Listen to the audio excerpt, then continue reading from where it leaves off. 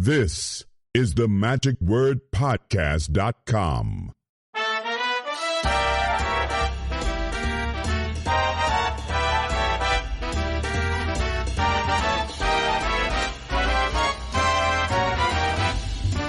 Hello, this is Scott Wells for the magicwordpodcast.com. This week's episode is brought to you by the Salute to Magic, coming up on Saturday, May the 9th at the Kennedy Center in New York City. And this is sponsored by the SAM Parent Assembly number 1. And I recommend that if you have a chance to be anywhere near New York at that time, you should go and check it out. This is going to have a great lineup, and the guest of honor, that is the Magician of the Year this year, who's going to be honored, will be none other than Rudy Kobe. Later on in this podcast, we're going to have a commercial message who will have a friend here, Joe Setti, who will tell you a little bit more about what's going to be coming up with that one. As this episode is being posted, I am in Buffalo, New York at the Effector's Finger Flicking Frolic, and as mentioned in previous episodes, we are not doing daily reports from Buffalo this year for a variety of reasons, and I hope to do that in some upcoming conventions I'll be attending, such as the Magic Collectors Expo and Magic Live, and a couple of others who are helping defray my registration costs.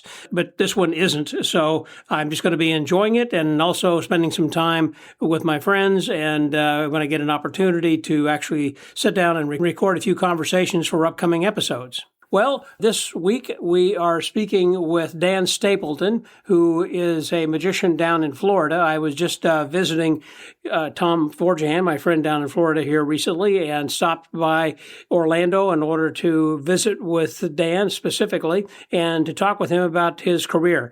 He has had a multifaceted career and a lot of interesting stories, and he has shared some of them with you, the readers of VANISH Magazine, that have been published over the years. But in particular, he was a cruise ship magician for a number of years and then was a cruise director. He also then was a demonstrator at the magic shop on Main Street there in Disney World in Orlando. He worked at Circus World doing big illusions. He also appeared on America's Got Talent and didn't go very far, and the story is pretty interesting, if not an amusing one, and certainly was a clarion cry at the time about what was going on with magicians at America's Got Talent. That was also published in Magic Magazine back when this happened. He talks about all that and more. This is a very interesting episode, a lot of fun to visit with someone who has been a longtime friend of mine and perhaps of yours as well, that we don't get an opportunity to see each other quite so frequently. Dan has also in the past been in charge of the Florida State Convention. He is now working with their Collectors Convention in Florida, and all this and more, as I said, is all going to be here discussed this week. Also, I want to suggest again, if those of you would like to share your thoughts as to why you like the Magic Word podcast, I have requested last week and will continue as we get closer to episode number 1000 for you to just record a little something on your phone, perhaps go to the website where you can record something on SpeakPipe, but basically just give me your impressions about what it is that has impacted you over the years in the Magic Word podcast, what episode has meant something to you, what piece of advice has resonated with you in particular, and why that's important. It's great to hear from you, and I'd like to hear, yes, it's great, you're doing a good job, keep doing it, but I'd like to hear some of the specific reasons as to what it is that makes this great in your opinion. If you would do that, then if you do record that on the phone, you can send it to me. Just send it to Scott at themagicwordpodcast.com. I'm going to put all these together and post them on an upcoming episode when we get close to 1,000.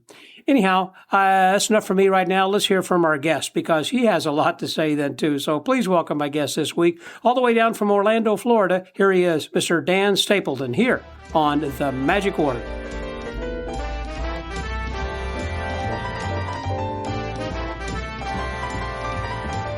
As we get closer to 1,000 episodes, there are still a lot of people who are friends of mine that I really want to make sure that I introduce to you or make sure that if they are friends of yours that you get to hear before I reach 1,000, and we're getting closer all the time. And I had to come all the way out of my way down to Florida in order to speak with this gentleman. He's someone that I've known for a very long time. We've kept in contact at least by Christmas cards each year for a long number of years. And he was actually a past president and he used to run the Florida State Magic Convention, which hasn't been going on for about 10 years. And now they have a collector's type of convention that he's been running for 5 years here in Orlando. And I say here, we are now in Orlando, Florida. And the reason he is in Florida is because he was a stage magician for Disney for a long number of years that was working on Main Street. Probably best friends with Steve Martin, I imagine, and probably knew him and worked there with him. And as well as, of course, as a cruise ship magician, I've talked with him before on many occasions about some very fascinating type of cruises he's been on, like a nude cruise. I remember he told me about that one time. It was pretty wild. Yeah. But I mean, you name it. I mean, all kinds of things that he has done. He has been on America's Got Talent. He was one of the earlier magicians back when they didn't like magicians and they intentionally tried to make magicians look bad. We'll probably get into that maybe a little bit. Right. There are so many things and different directions we can go with this gentleman. And when I say that, there are so many magicians out there who have great backgrounds, and you can say, well, they've done a little bit of everything or done it all, and there is no one who exemplifies that better than my guest today, who has done it all, been there, done that, and is still doing it into his 60s then right now. My good friend, Dan Stapleton. How are you doing, Dan? Good to see you, Dan. Good to see you, as usual. Yeah, it's a pleasure. Well, it's great to be down here then as well. Yep, I know you'd worked cruises for what, 15 years or something? 23 years. 23 years. 23 Around years. the world now, or did you mainly go out of Orlando or Fort Lauderdale? No, I went a lot of places. I've never been to the Orient or places like perhaps the Baltic or... We mentioned Harry Maurer just beforehand, and Harry's main bread and butter seems like was Asia, that he did a lot of those. Right, yeah, we both were. And we always kept... And there's a lot of guys that kept up with who's working where when Magic Magazine used to have their who's where. Right. Who's and where, it had who's cruising. Sure. And so we all saw who's this person and what ship are they on? And so we crisscrossed, but a lot of us have never met actually. Is that right? We were always working it. Sometimes we would meet in port though, because of the help of the magazine. Yeah. And we would meet in port for just a lunch or something like that. And but yeah, I've been many places. And did you always do stage shows for cruise ships? Stage and close-up. My main thing was stage. The first 3 years, I did an act only. And then I became cruise director. But I was only on the ships where I also performed my act. And back then, the ships were built for 500, 600, 700 passengers. Yeah, before you had these mega 1,000-city kind of... That's right. Yeah, of course, the Norway was already out there. And then Carnival built their ship called, I think, the Holiday. And that held about 1,500. How was that different, or how did that change? I mean, from small to large. I mean, it's like overnight they started having these 3,000, 5,000 passenger ships. I can tell you, it was basically Carnival because young people basically didn't go on cruises. A few might have gone out with their parents, but they weren't party ships. They were all old people or retired, like me. And me. And right. And that's true. That's when they used to all dress up and they all wore suits at night. Back in those days. Evening gowns, which was great for my pickpocket act. Now I couldn't do a pickpocket act because they don't wear How clothes. funny is that? I thought about that. Yeah, but because... Like a Ricky Jay type of act? I mean, Ricky Dunn type of an act? I was Ricky Dunn's stooge. That's how I learned the shirt pull, actually. Oh, really? And it's because of him and Harry Blackstone Jr. Harry Blackstone Jr. used to do that, I was on a ship in the Mediterranean. And my first cruise, they said, we're going to Egypt, Turkey, Israel, and the Greek islands. Great. Thinking it was a 7-day cruise. Well, didn't think that we're going from New York to Athens, so it was a 3-week cruise. So I got on the cruise, and they go, yeah, you're going to do 5 acts during the crossover. I go, 5? What had you brought with you? I bought like a 20-minute act. Okay. So I had the engineer of the ship, the Greek engineer, make me up a Siberian chain escape, which we used to sell in the Disney World magic shops, and taking what I used to help in Ricky Dunn in his shows when he would come to Orlando at this nightclub every year. Yeah. And from watching Harry Blackstone Jr., and with my Robert Orban jokes and patter. Boy, that's dating ourselves. Yeah. I know. And so I wrote a 15-minute act, and it worked. And it was better than my stage act. Well, I shouldn't say that, but it got a tremendous response. And then they wanted me to do that every week also, including when we got to the Mediterranean. So that's how I developed that. Wow. Now, when you said you had to do like 5 acts, I mean, how did you do a different act? I mean, you had to invent them on the ship, or? Yes, I took my 30-minute act, and I broke that down to about 2 or 3 acts. I see. Then I came up with a pickpocket act, and then things that I developed just reading my knowledge and stuff. I said, okay, I need just more mentalism act, so I stretched it out. Now, in those 5 acts, some of the acts were a 5-minute act. Right. They would say, I want you to open for this, just do 5 minutes. And then 5 nights later, okay, I need you to do 10 minutes act to open for this guy. So it's that kind of a thing. Yeah. I've always heard whenever you're going to be working cruise ships, for the people who are wanting to go and work them, is that you should do your best stuff first, because you want to make sure that people come back again. If you think, okay, I'm going to save my good stuff for the end, they may never come back to see that end or last show. You know what I mean? Yeah, I know exactly what you mean. That is true. But then you also have to close with a big trick. When I went on my first ship, I did not have any illusions with me. Yeah. Because it was a single act. Yeah. And again, when they contacted me to work on the ship, we didn't even talk about illusions. And they said, you're just going to do an opening act and then a 30-minute act during the week, and that was it. Piece of cake. So I took enough for that. What we'd call a parlor or a nightclub act. All right. But I opened with the dove act. I did take my birds with me. So I opened with the birds, and back then everybody had birds. Yes. We're talking 1982 was my first ship. And then I closed with the pickpocket act doing the shirt pull. You could not follow the shirt pull. The other acts... Because it was so strong. It was so strong. Now remember, people wore tuxedos back then on the cruise ships. And on the second formal night, of course, everybody wore tuxedos, so it was easy to do a pickpocket act.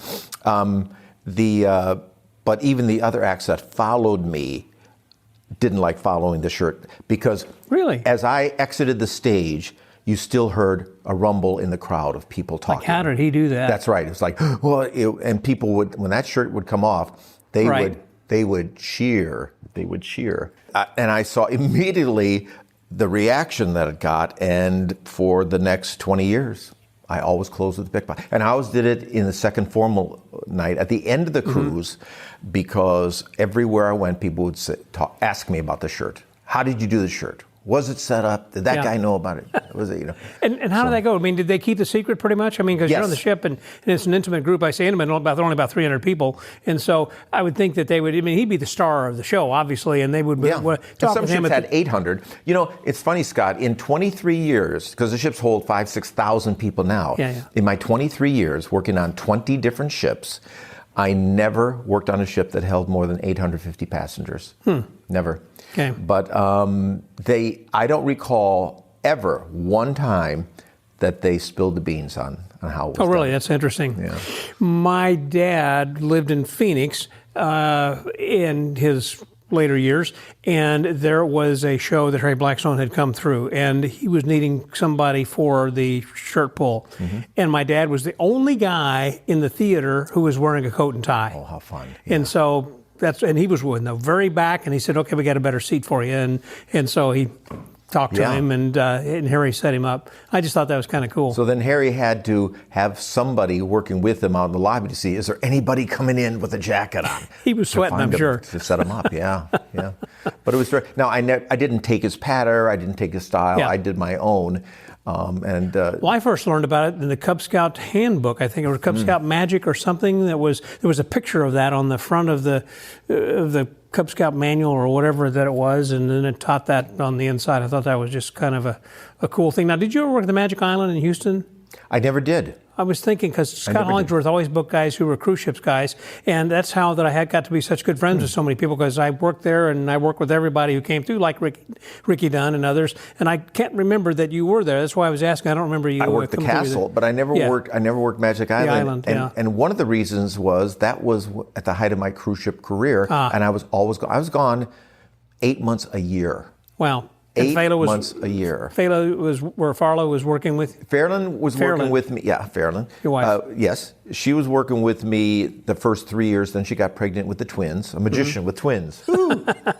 And then... Yeah, hit the jackpot. And that was the end of that. But luckily, when they were born, I was working on a ship. Actually, I took 6 months off to go through the classes and all that to be with her. And then, this is getting expensive. I better go back to work. But luckily, a cruise line just started out of Tampa. How lucky was that? And they called me, and so she and the girls would come on every now and then for a week or 2 weeks, so it was perfect. Oh, okay. So I stayed on that for 7 years.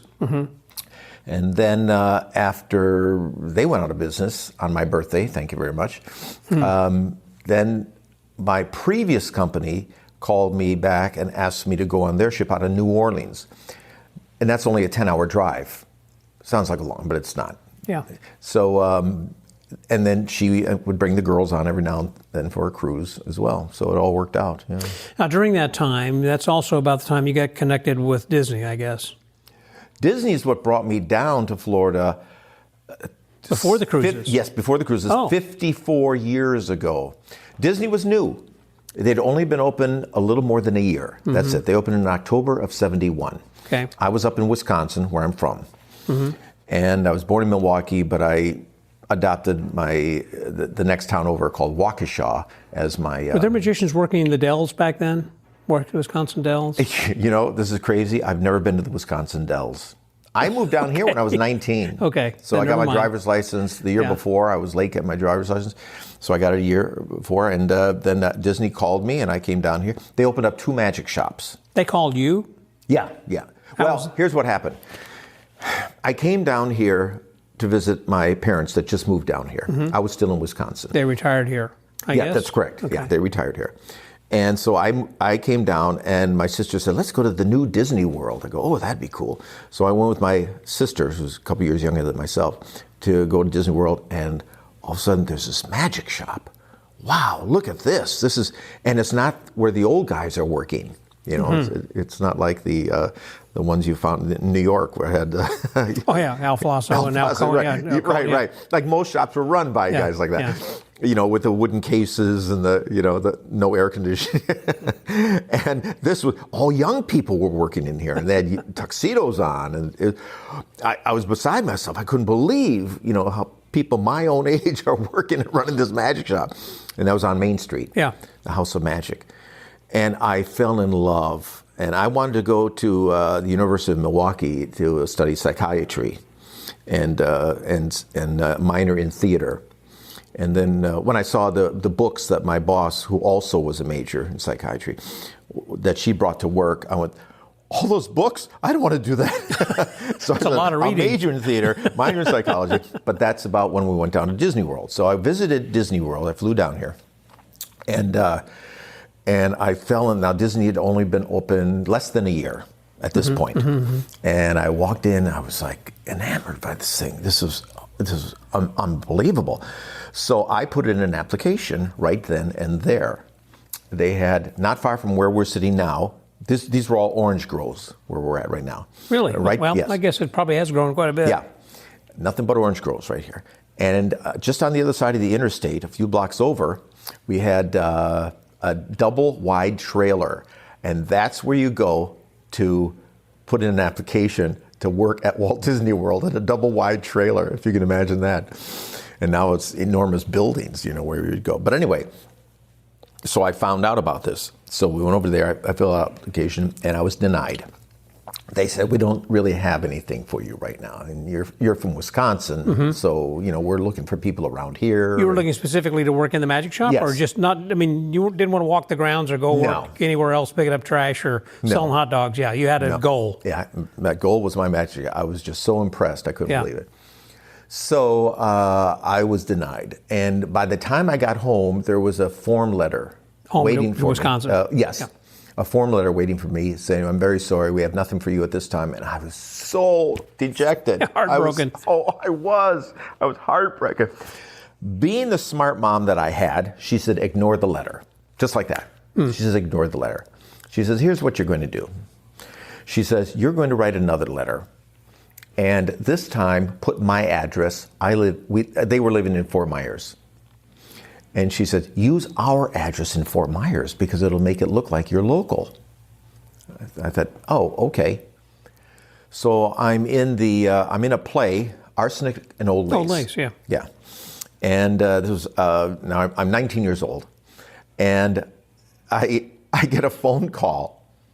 I think we have something for you. We're opening up a second magic shop called Merlin's Magic Shop in Fantasyland. That's the same magic shop Steve Martin, the comedian, worked at in Disneyland. Merlin's Magic Shop. In California. California, yes. Mm-hmm. Oh, I didn't know he worked in one and then moved to the other. No, he only worked out there. Only out there? Oh, okay, I thought he he was... never worked here. Okay. No. And so I went, whoo, and this is January. So the play ended, and I think maybe a few days later, I drove down here. I've been here ever since. That was exactly 53 years ago. Wow. January of 73. So did you work your way up, I guess, to being the head of the magic shop then? There's a funny story about that. I worked in Merlin's Magic Shop for 1 year. Uh-huh. A new kid comes in the shop. His name is John Morgan. Does that ring a bell? Morgan and Morgan? Morgan and Morgan. For the People. Well, John is from here. He used to work in Merlin's Magic Shop on weekends. He was 17 years old. Mm-hmm. And we became friends. But when he first worked there, he left the place a mess, just a mess. So I went to the supervisor and I says, look at this new kid. Look what he did. There's sponge balls, silks, appearing canes are all over the floor. And my supervisor said, well, clean it up. And I says, well, why should I clean it up? I'm the cocky 19-year-old. Yeah. Far, far more superior than the 17-year-old kid. and they said, well, we're telling you to clean it up. And I says, no, that's why I'm coming to you, to show you what, he says, I'm telling you to clean it up. And I wouldn't do it. So they kicked me out of Merlin's Magic Shop after working there a year. I was a demonstrator. Yeah. And he put me in the Contemporary Hotel because just before I moved down here, I was selling men's clothes at Marshall Fields in Milwaukee. Okay. And so they saw that on my resume, so they didn't want to fire me. So they put me in the Contemporary Hotel in the men's shop. And I was like this, for arms crossed, Yeah. So I'm too good to work here. That's right. That's right. So a friend of mine went above the supervisor, who was the top dog in merchandising. He says, you're losing your best demonstrator in this shop. Your sales are going to go down. This is a friend of mine that just worked there. Yeah. And they said, well, we can't put him back in there because that would go against the supervisor we had there. Right. So we're going to put him in the bigger magic shop on Main Street, the House of Magic. Woo-hoo! That's where you wanted to begin with. I know. And that's where I ended up 2 weeks later. And now I'm in a full tux, Of course, that didn't fit, But it was great, And we have a stage. We had a stage in there. Uh-huh. And we would do actual shows, which is where I really honed my craft. Doing so many shows a day because you do a pitch and you'll sell a dozen items right there because the place was packed back then. Right. And that's where I stayed for another 2.5 years. Now, were you friends then at the time with Bev Bergeron, who was working the Horseshoe? Very, very good friends. I knew Bev for 47 years. Uh-huh. I knew him better than I knew my father. Wow. Because my father died young, unusual circumstances. But I had just seen 2 or 3 years earlier the Mark Wilson show at the Wisconsin State Fair in Wauwatosa. Mm-hmm. And there was Rebo the Clown. Didn't think much of, okay, whatever, Rebo the Clown. And then I came down here, and one of the guys in the magic shop in the House of Magic says, oh, did you go over and see Bev? And I said, Bev who? They said, Bev Bergeron. I says, well, I don't know, who's Bev Bergeron? He says, you don't know Bev Bergeron, Rebo the Clown? I go, Rebo the Clown from the Magic Land of Galaxy, he's working here? He goes, yeah, at the Diamond Horseshoe. I said, I had no idea. So I went over there, introduced myself, and we were friends ever since. And in fact, on a sad note, I'm the one that cleaned out Bev's house after he passed away a few years ago. Oh, you did? And it took me 6 months to clean out his house. Now, when I say his house, not his furniture, but his daughter said, we don't know what to do with all this magic stuff, because he was a hoarder. I remember. He was a hoarder. Mm-hmm. And even though I lived in his wife passed like just weeks after him. Yes. Shocking. Yeah. Absolutely shocking. Yeah, Aloise. Yeah, she was nice. But even though we lived kind of in the same neighborhood, I only went to Bev's house like 5 or 6 times. I don't know why. I just, no reason. And I didn't realize that he was a hoarder. Now, he didn't have a lot of props, but he had a lot of books, he had a lot of magazines. We threw away probably 3,000 magazines, and I kid you not. He kept every magic magazine from the 1940s on. Every month, every year, all the magazines. The girl says, Dan, throw them in the dumpster. If what do you do with magazines? You can't sell them. Well, particularly now, everything's digitized, of course. I mean, right. You can't give them away. Yeah. So Bev and I, through the years, we did a number of shows together, and quite. So how did you dispose of that? Did you, a little at a time, start to go to magic auctions and sell them off? No, I had nothing to do with that. Oh, okay. I didn't personally, I didn't dispose of any of it. The magazines, yes, we threw away in the out back, those trash. Big dumpsters? Yeah. We threw away a lot of those. But I took the best things that I thought would go to Potter and Potter, I put that in one room. And then I put the things the giveaway things, like the club members, I put that in another room. And then the in-between stuff, I put in another room, and I said to the girls, I really don't know what to do with this. Maybe put it up at auctions or flea markets. I said, but I'm going to leave that to you. I don't want to get involved in that. And that's how it happened. Yeah. So I drove, in fact, to this day, I don't even know who packed it. I have a feeling there were some other magician friends that went in there to pack it, but there were 3 or 4 very large boxes that filled up a van, and I drove it from here up to Potter and Potter auctions, and I let them go through it all. I imagine that would go for some money only because of who it belonged to, the provenance of it. You would think so, Scott, but the funny thing is, to this day, I don't think it was sold. I don't think they put it up for sale, is what I mean. I have a feeling Gabe Fajouri, or whoever's in charge of it, either said, we're going to put that on the back burner, the back burner, or we just don't think that it's going to, because I did see that his old golf act went up for auction, just that act, a few months ago, and nobody bid on it. So go figure. Auctions are a funny business, aren't they? That's for sure. Yeah. As you say, you're working with the collectors thing then now for what, the last five years or so. And you only have like about 50 or 60 people, but it's interesting you told me it's not drawing just from Florida, but from all over the country. Most of them are not from Florida. Most of them come from, we have Rob Allen and his wife and Ken McCready, they're buddies, and they come all the way from Niagara Falls every year. So you have speakers, I assume, just like a regular kind of a thing? We have 6 or 7 guest speakers. We have dealers, all collectible dealers. And then we have either a What Is This forum, or last year we had an Abbott's versus Tannins the night before, where everybody brings something from either Abbott's or Tannins, holds it up, talks about it. This is why I have it. This is why I collect it. This is why I like it. Right. One year it was all posters. One year it was all head choppers, arm choppers, wrist choppers, finger choppers. That was my favorite. I couldn't believe how many were there. How many types of slicing and dicing you mean you could do? Never even seen some of these before. It was incredible. They came out of the woodwork. But so we're not going to have one this year because the numbers were a little bit down this last October because it followed 5 major magic conventions. Oh, that's true. Yeah, because you had FISM to contend with as well as the others. You had FISM, Abbott's, IBM, SAM. So they said, try to put it back to February. So we're going to put it back to next February. So our 6th one will be this coming, next February, which is a year away. And then you were saying that other conventions were moving to Orlando. You said the Daytona Magic the Daytona Convention, which is for decades, has been Daytona. They're moving. They have new owners.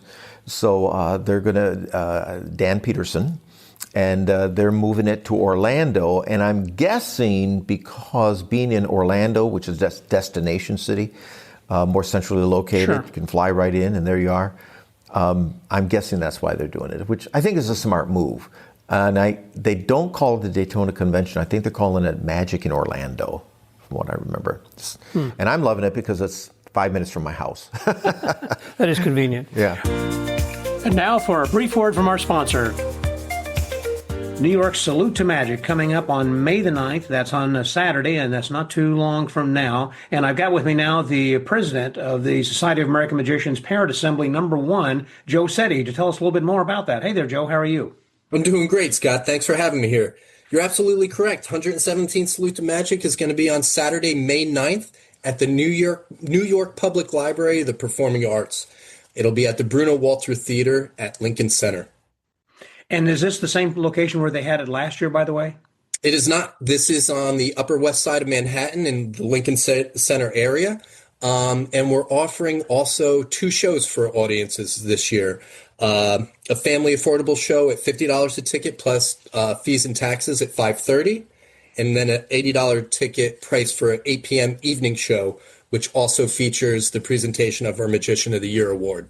And the theater seats are approximately about 200 people, so it sounds like that you probably should get your tickets sooner than later.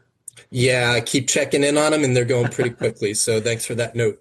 And I think it's important to note that you said this is going to be inside the public library, and there is an exhibit that's going on that I'd recommend people go and take a look at. And if you're coming to the afternoon exhibit or afternoon matinee. That is absolutely correct. It is inside the New York Public Library, the Performing Arts. Directly across the hall from the Bruno Walter Theater, where the Salute to Magic is going to be, is the New York Public Library's Mystery and Wonder, a legacy of the golden age of magicians in New York City. It's their exhibit, and I cannot say enough about it. It highlights the Society of American Magicians, as well as the golden age of magicians in New York City around that time period as well. It's an impressive exhibit and a great way to prelude before you go to the Salute to Magic in the afternoon or the evening. And one last thing before we wrap up, the most important thing I think is actually the entertainment and the guest of honor, that is the Magician of the Year who will be honored then. So tell us a little bit about who's going to be in the shows. Sure. In brief, Rudy Kobe is our big guest that night. He's the recipient of our Magician of the Year for everything that he has been influential in the world of magic and giving back to the world of magic. You know, this is why Rudy is getting the award this year. But we have a great lineup involved. From Eric DeCamps being our MC, wonderful sleight of hand magician, excited to have him on board, to Wayne Allen, who will be doing a tribute to Houdini, Margaret Steele, who should be doing a very fascinating Adelaide Herman tribute, and last but not least, one of our own past presidents and Magician of the Year recipients, Joe Devlin, performing his Matador routine. Sounds like a action-packed, fun day for the whole family. Absolutely. Would recommend everybody to sign up soon. And where can they go for getting tickets? What's the website? Tickets are at Eventbrite, and you could put in Salute to Magic in the search field, and you'll get 2 options to buy tickets through Eventbrite. But I recommend you go to our website. That's pa1magicclub.org. Check back frequently for additional updates on the Salute to Magic, as well as links to buy your tickets. Sounds great. Joe, thanks very much for that information, and I wish you the best of luck. It sounds like another great Salute to Magic. All the best to you, Scott. Thanks. You too. And now back to our regularly scheduled podcast episode with Dan Stapleton. I want to go back again, just when we were talking about cruise ships, and I know that it was just a different part of your life and different things that you have done over there. Is there something that, or a location or a show or something that, because I just kind of mentioned in passing as far as themed cruises that they do, is there anything that sticks out in your mind, something that you remember? And I got a little bit more closer to that theme or the guest artist that we had because I was the cruise director for most of those years, for 20 of the 23 years. As you started to allude to the nude cruise, that was a big one. Yeah. We had gay cruises before gay cruises were popular. There weren't enough where they could rent out the whole ship. They do now, but back then they didn't do that. So you had the gay people. Oh, they mixed with the rest of the passengers. We had a lesbian cruise, and it was really hard because they all came looking for the cruise director to complain, saying, "What is this? What's going on here? We didn't come on here." Yeah. But then, as it caught on quickly, and it did catch on very quickly, then they started renting out the whole ship. Now remember, the ships I were on only held 700-800 passengers, 600 passengers, so it was easier to do. Sure. But to test the waters, so to speak, no pun intended, Yeah. they would bring on their specialty groups Not the nudes cruise. That was something else. Yeah. They had to rent out the whole ship for that. But you mean like a jazz cruise or? Well, we had wonderful jazz cruises. Yeah, that was wonderful. One jazz cruise I opened for not Louis Armstrong, Al Hirt. Wow. Al Hirt. Yeah, we were sailing out of New Orleans, and that's where he's from. Right. And so I don't remember the reason why I was on the same night as him. I didn't arrange that, but because they had their own people arranging who was performing where.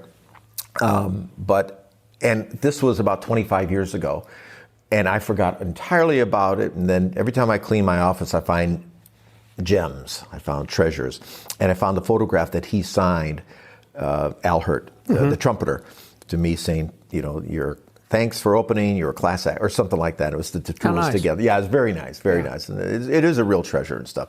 But we had jazz cruises. Wonderful. I'll tell you one of my favorite Irish cruises. I have an Irish background. Really? The Stapletons came from Tipperary, Ireland in 1845.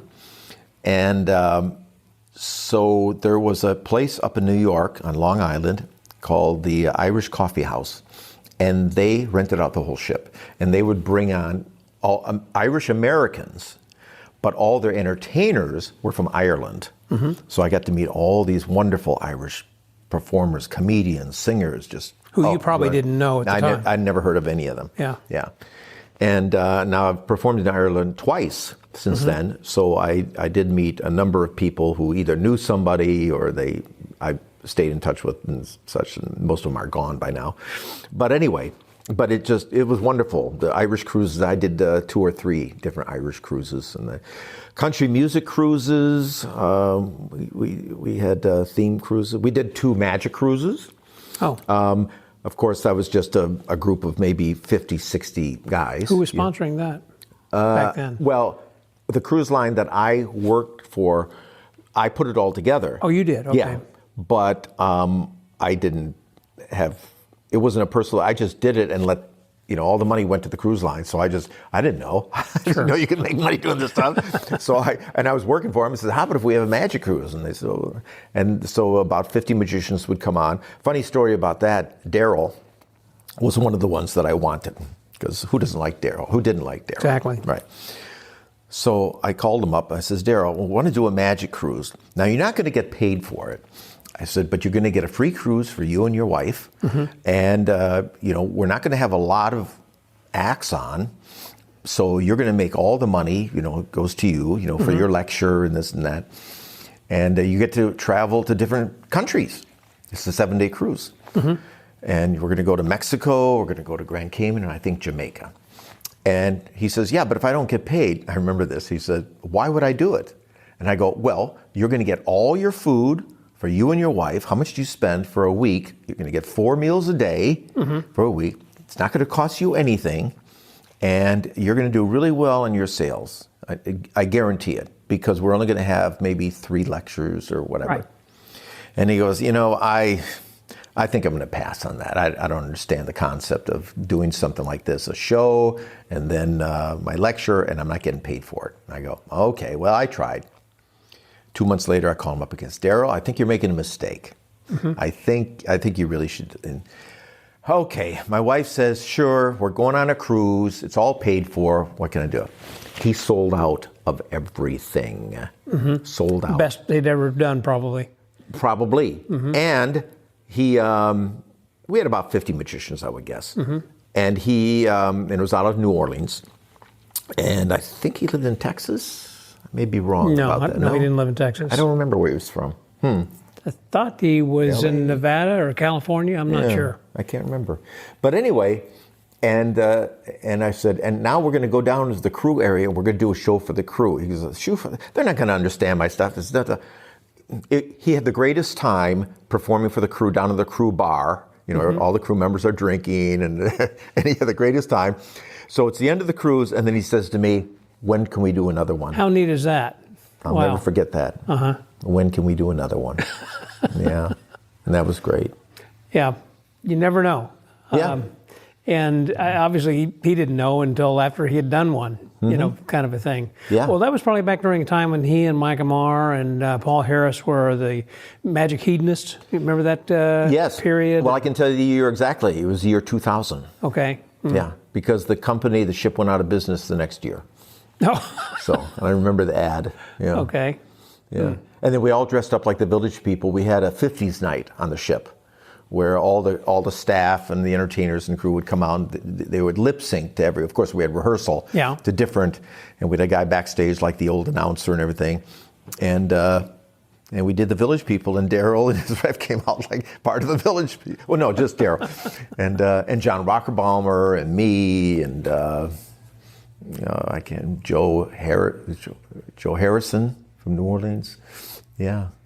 How has cruising for magicians changed from those years when people wore tuxedos? Yeah. Aside from the larger ships and everything, as far as what they're doing, I mean, Greg Gleason and even Chip Romero's not doing cruises like he was or whatever, but those who are on the cruises now, the magicians, how has that changed for them? And for people who might be wanting to get into cruising, is that still pretty viable? It's very viable, but the thing is, two things have changed tremendously. Now, I haven't been on a ship in 20 years. Yeah. I've been retired from the ships. And but from what I hear from everybody who still works the ships or are working the ships, two things. Number one, they want you to do longer sets. Really? When I was on, the typical magician would do a 15-minute and a 30 or 45-minute set. That was it. Back then, they wanted big props. Back in the day, when the ships were smaller, they wanted illusions. Yeah. Right? Now, they want you to do, and I was just talking to somebody the other day who said that they want me to do 3 45-minute sets. I'm going, that's a lot of material. And with mostly comedy or illusions or both? No illusions. They don't want illusions anymore. They want a parlor act, but they want a lot of mentalism is fine. Nathan Cole Marsh, works basically out of a case. Yeah. I just saw Harry Maurer do his 1-hour show, and that was basically out of a case. Yeah. Terrific job, but it's all smaller parlor. It might be the razor blades, it might be the tossed out deck, it might be, a lot of mentalism, a lot of, but they want less props, but they want you to do more material.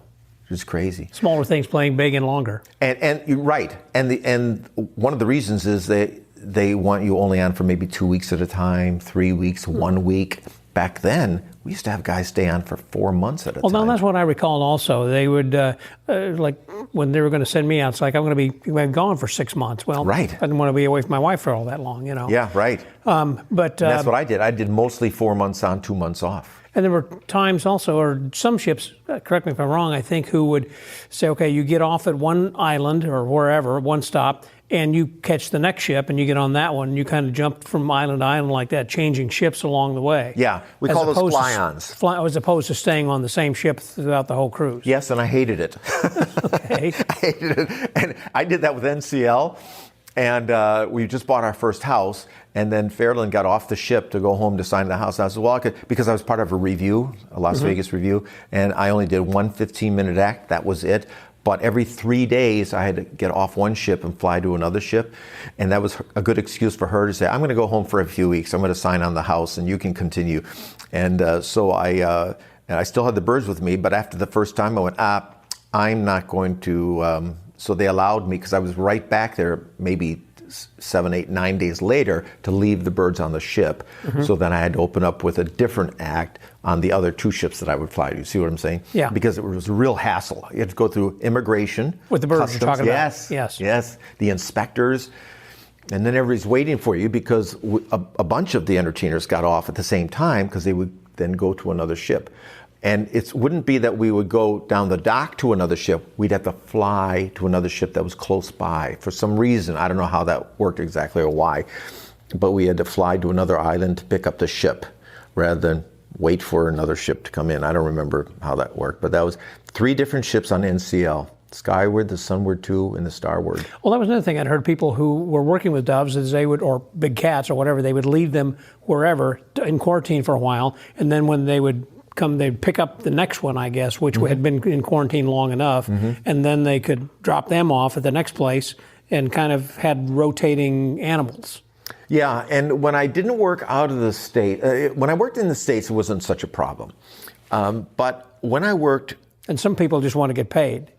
Yeah, that's right. And I did that. I had to pay, like going through Jamaica, I had to slip them an extra 20, and I could tell their hand was out, but I was already informed that that's probably going to happen. What to expect. So I just slipped them like a $50 bill or something like that to let me go by a little faster. Otherwise, you're waiting. He was probably around the corner, just waiting for, But yeah, I had to do that. But the worst, when I stopped taking the birds on the ships with me, was in Canada, because the bird flu just appeared at that time. So that would have been in the bird 90s. flutist? The bird flu. Oh, flu. The bird flu.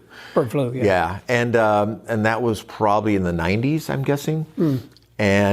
And they said, we're going to have to confiscate your birds. And I'm going, oh boy. So that was the last time I took my birds with me on a ship. Yeah. Yeah. Out of the States. In the States was no problem. But to fly with the birds, it just down wasn't the Caribbean, it worth was difficult. Yeah. So I started opening with the dancing cane rather than the birds. Did you have problems as far as like getting the birds onto the plane with you? I mean, I've heard people have had different stories about how they would hide the birds or whatever. And I never had problems taking the birds with me, because once you're through immigration and customs, it was fine. But my very first time I went on the ship, and again, remember, I'm new. I was so naive. I had no idea. I flew from Florida to New York to get on the ship, because we were going from New York to Athens, Greece, my first ship. So to get from Florida, I thought, I don't know how this works. How do I put them in? Is there a kennel? I don't have any. Do you put them? You can't put them under the seat. And someone said, well, they'll confiscate. You can't just take birds on a plane with you. You can't put them up in the back. So I had special pockets put in my suit jacket. Right. And then I wrapped them up in napkins, and I put them in. I had two birds, only two, Mo and Zart. And I placed them in my pocket. Yeah, Mo and Zart. There's a reason for that. But anyway, I placed them in my pockets, and I sat on the plane, because it was a 3-hour flight, right? So until I got to the ship in New York, and then everything was fine. So, and this is an honest to God's true story, what I'm telling you.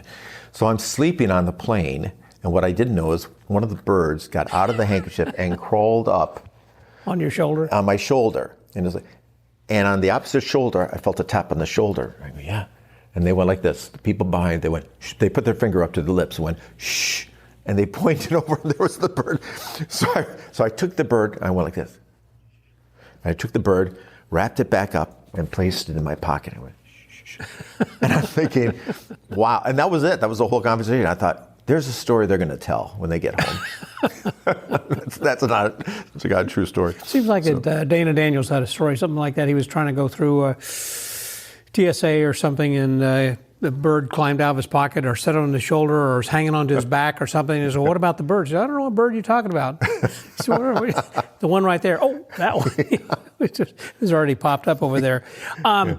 And then working with Disney, there again had to be some great stories. You had some celebrities, I'm sure, who would come in. We had a lot of celebrities. So back then, in the 70s, remember, Disney was new, October 71.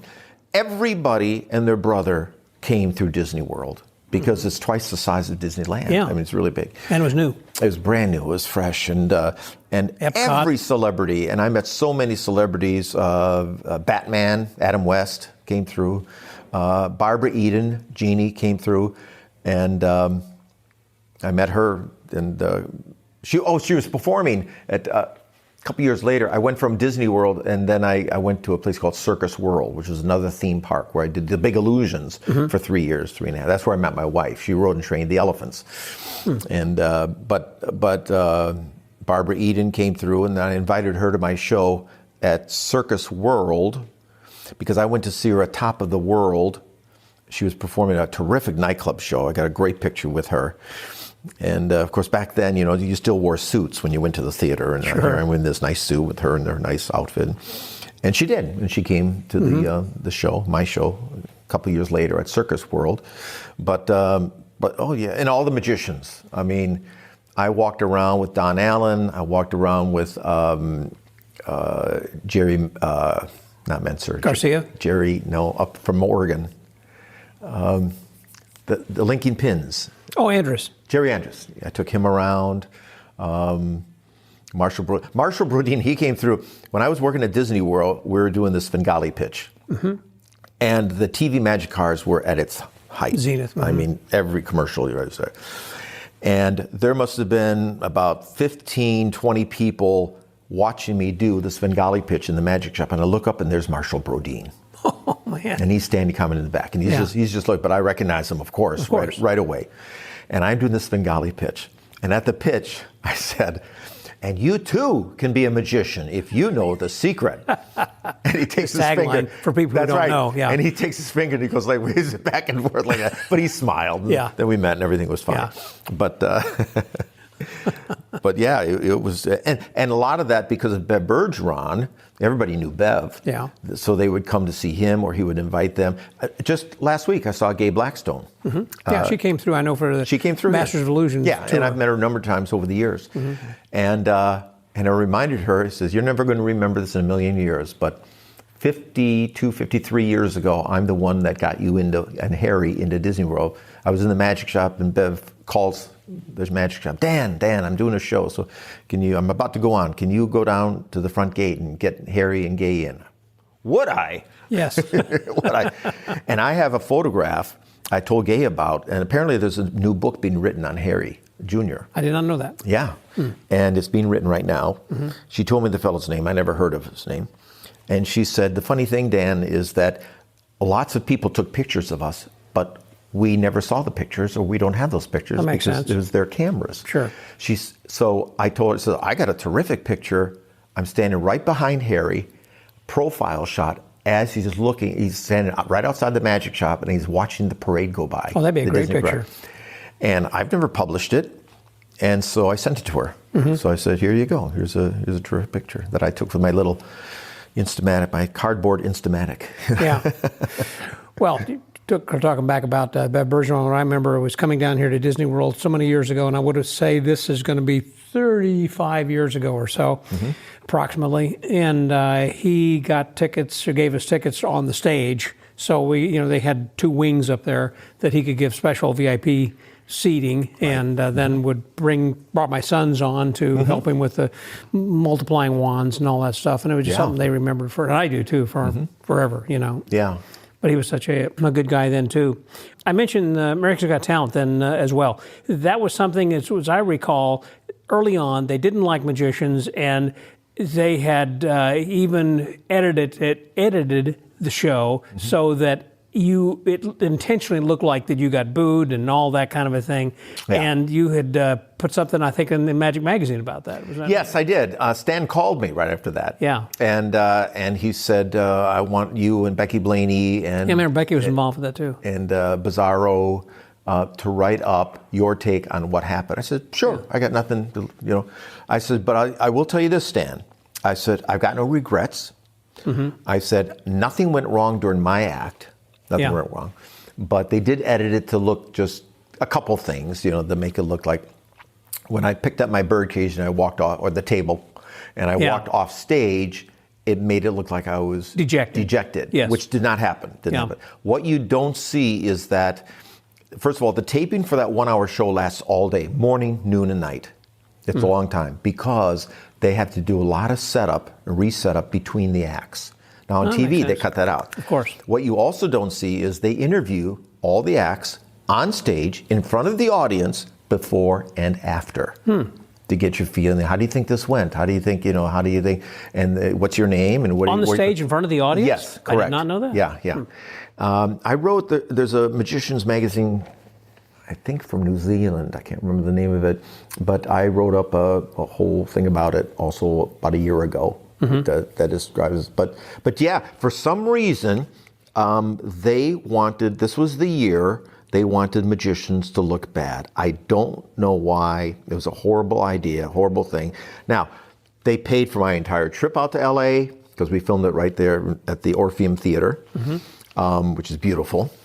They paid for food, they paid for the limousine, they paid for a hotel. I went to the Magic Castle that night. I can't complain. They treated you with first-class service. And to be honest with you, to this day, I use that as seen on America's Got Talent, and it works. It still will get you gigs. Sure.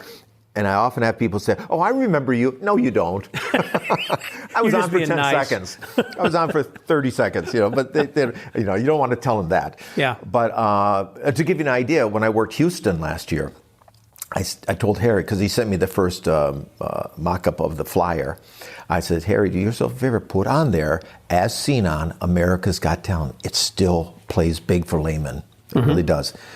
I said, "They'll never remember me. It doesn't matter. Just put on there, as seen on America." And I really was on there. We sold out. And I swear it was because of that. Because he put it nice and big. As I seen think on it has a lot to do with that. Yeah. But as I recall also, Kevin James, I believe, who was going pretty far for a while. Yes. And then they told him they wanted him to do that thing with the hand, Yes. which was his invention. But He didn't want to do it. He didn't want to do it. can tell you a little the bit about it. contract required him to do it. I don't know anything Required about him to do whatever they told him to do. Oh, basically. that could be true. Yeah. Now, here's the thing. Right after that happened, I did a show with Kevin in Daytona. There were 3 people on the whole show. Me, Kevin James, and Johnny Thompson. Okay. It's a great show. Good show. Yeah. I do say so myself. Yeah. And we were backstage talking, Kevin James and I. And he said something about, "Did they tell you what to do?" I says, "No." I said, "I did what they saw me do." I didn't audition, by the way, for the show, because they were coming to Orlando anyway to audition people, and they were asking about magicians, and my name came up a few times, and that's how they contacted me. They contacted you, sure. Yes, and I lived 5 minutes away, and I didn't have to stand in line. They said, "Just go right through, bypass it, tell them who you are, we'll be waiting for you," and that's how I got on. Okay, but to get back with Kevin James, is he told me the same story, and he told me I did not want to do that, but they pretty well insisted, "We want you to do that thing with the hand," however they heard about it or saw it about it, and that was his downfall. No fault of his at all. With mine, here's what you didn't see. With mine, I didn't get X'd. I got 1 X. Okay. And I got 1 X because I pulled the bird's head off, and I put it back on again. What you didn't see is the whole audience went crazy when I put it back on, and they all applauded. Yeah, they were grossed out when it first came off. Plus, I looked like the boy next door with a smile and everything, so they accepted Sure. even more. Not a Dan Sperry where it looks like I'll eat it. Yeah. You get the idea. But anyway, and then they talked to me after I did my act and everything was fine. And because I was the first magician of the season that they saw before it went on air, they taped it and everything.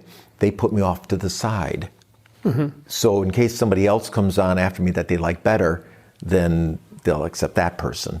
And then I just disappeared. So in other words, I got 1 X. I think they made it look like I had 2 X's, I think, from what I remember. I may be wrong, but I only got 1. And that was Piers Morgan from England. And he said to me Before afterwards. Simon was there. Yeah, Simon was not one of the judges. Yeah. And it was Sharon Osbourne, Piers Morgan, and David Hasselhoff. And Piers said, "The reason I gave you an X is I don't think decapitating the bird is what I would consider entertainment." And I'm thinking to myself, "Oh, please, look what you have on there now. I mean, jeez Louise, you got to be kidding." But I didn't say anything. Yeah. I says, "Yeah, I understand." But then I did say, because Sharon Osbourne was one of my judges, what I did say is, "Well, it beats biting the head off of a bat." That's clever. Yes. And the whole audience goes, "Ooh." And Sharon went like this. She says, again, the finger again. Did they cut all that? Yeah, because they don't show you the interviews before and after. Oh, I see. Sure. Yeah. And they're doing this while they're resetting the stage. They have to eat it because the audience is sitting there all day. Sure, so they got to do something. And the audience is coming and going. For the audience, I mean, we're there understand. for hours. Now, was Becky there at the same time you were? She was. Okay. She was there, and poor Becky was devastated. Becky did her usual comedy act, linking rings and such, where everything goes haphazard, purposely, for the laugh. Yeah. But the camera was directly on her face, and it made her look like she was out of breath. And she was like, when a camera is directly, it's only the face, and it's that close, it never looks good. Never looks good, no matter what you do. And she's like this, she's breathing heavily, and it made her look less than acceptable. I don't know how to put it. Yeah. And she was devastated. She called me up. I was on the way to the airport. She was on the way to the studio. Okay. And she was asking me all kinds of questions in the, in the car, on a cell phone. What's it like? And I told her what to do. And I told her, this is what they're going to do. This is what you can be. And when she was done, she called me up and she says, everything you said was exactly what happened. Everything you said. They were going to ask me this. Yep. This is what they're going to do. This is what we're going to do. And she was almost in tears when it came out. Wow. Almost in tears. Now, Bizarro also was about the same time? It was the same season. That's right. Yeah. Although I don't know. Funny you should mention him. I think he's coming to Orlando at the convention in October, the Daytona convention. Great guy. Love him. Yeah. He's from don't Texas. think we ever met. Oh, you haven't yet? I don't think so. Okay. I don't know. But he was on the same season. I don't remember what he did. But they kind of X'd him off also, made him look bad. And is he the one that shot fire out his rear end? I think it that sounds was like something he would do. I think it was him. But they didn't like me taking the bird's head off. Then they're not going to like fire coming out of somebody. But anyway. But yeah. So that was their agenda. And it wasn't just us. It was other magicians too. So luckily, as I said, nothing went wrong in my act. So I guess just the fact... so when I took the bird's head off, they cut to Jerry Springer backstage having this look into the camera like, what was that all about? Oh, that's right. He was the host, wasn't he? Yeah, he was a nice guy.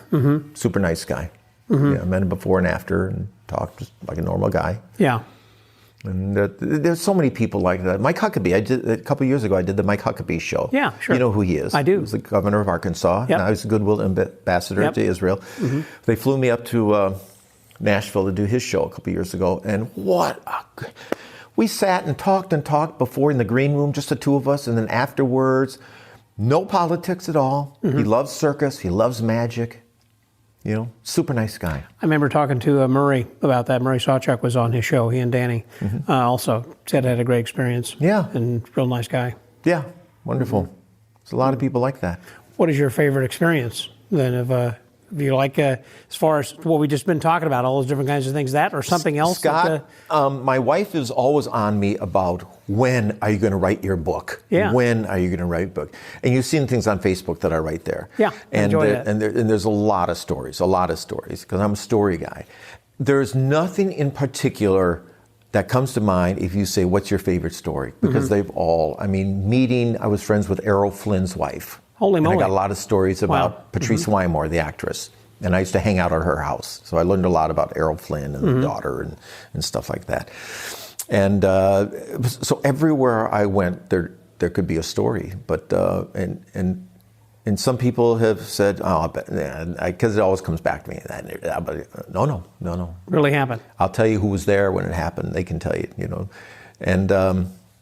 And so my wife's always on me. But America's Got Talent was one. When I was asked to write this, what is the name of that magic magazine from New Zealand, I think it's called? Not Magic Scene. No, Magic Scene was in out of England. Yeah, no, I can't. It's still on, this magic. It comes out all the time. But anyway, and they asked me to write 12-month installments, which I did. Monthly. And he said, and the fellow, Paul Romani. Romani. Yeah. For VANISH. VANISH Magazine. Thank you. Thank you. That vanished from my thoughts. That vanished from my memory. He won an award at FISM this last year for VANISH. Oh, how about that? And also, he and I got a special award of merit from the Academy of Magical Arts a few years ago. How about that? Yeah.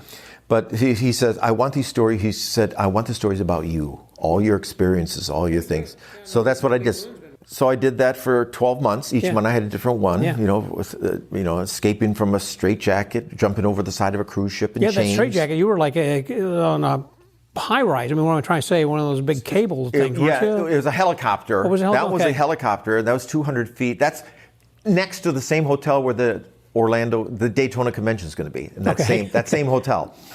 But jumping over the side of a cruise ship in chains. The roller coaster escape 3 years before Lance Burton did his. Before Lance did it. Yeah, 3 years. So I think as he figured, well, Dan can do it, I can do it. Yeah. And almost got killed on that. Never, so did he, repeated.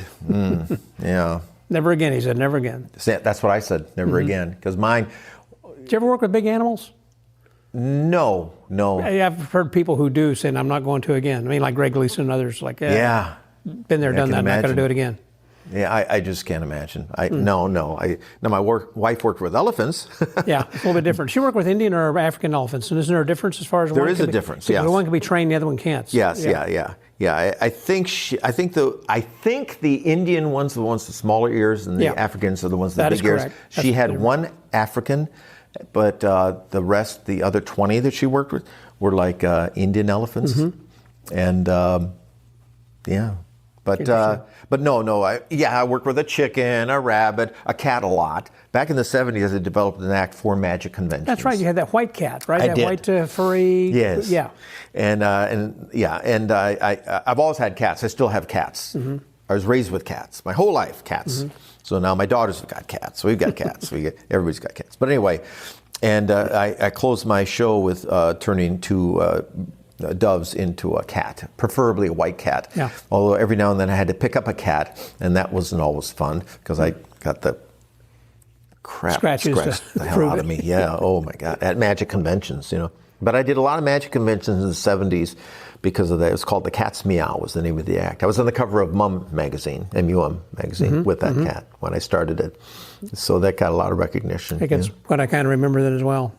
Well, thank you very much for your time. I appreciate it. And as we start to wrap up, the name of my podcast is called The Magic Word. And I always like to end by asking my guest what it is that is your philosophy of life. What's your word? What is not like abracadabra, of course. No, keep moving. Keep moving. You keep moving. Keep moving. If you think it's not working, then listen for people's opinions. It depends on what you're going after, but always try to get opinions and listen to those opinions. So many times I've heard people jump and disagree or they'll be defensive on it. Just listen. Stop. Listen. Because what you might not agree with, a few months later you might. And as we get older, our opinions always change anyway, don't they? Well, that's true. Yeah. And so, in our own philosophies and stuff. But don't give up. Keep trying. Keep trying. moving. Yeah. And listen for different people's opinions on how you can improve, not just your act, but yourself. Man, what a lovely thought and a good way to end. Dan, I thank you very much. My pleasure. Thanks for having me. Appreciate you coming over and sitting down with us. So over the Magic Word Podcast, that was Dan Stapleton. This is Scotty out.